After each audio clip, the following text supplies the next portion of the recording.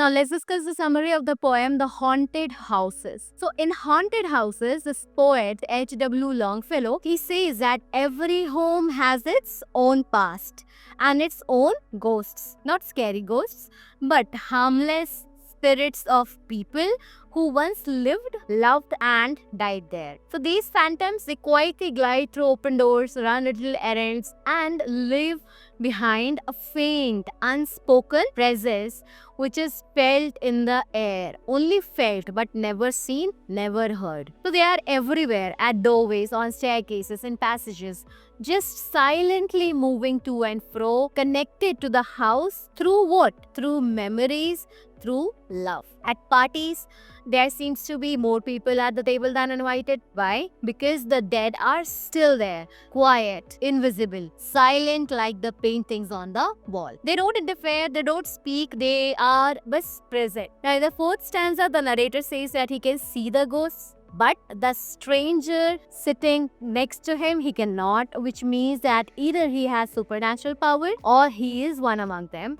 So it is further clear in the fifth stanza, which starts with the pronoun we.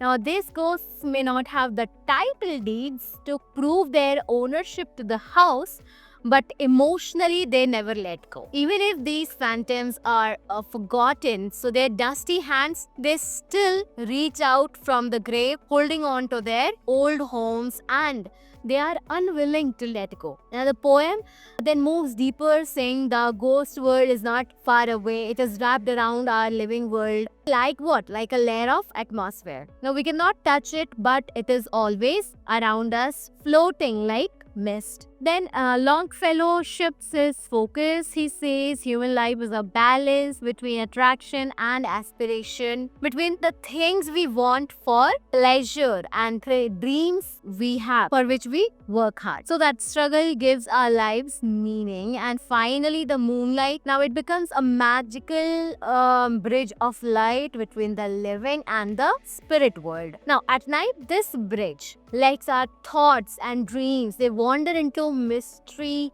guiding our desires and actions in the daytime. So in the end, Haunted Houses isn't a horror poem. It's about memory, it's about presence, and how the past, even the people we have lost, still lives quietly around us. Subscribe to the channel if you haven't yet. Watch the full video where I have explained the whole poem line by line and in complete detail.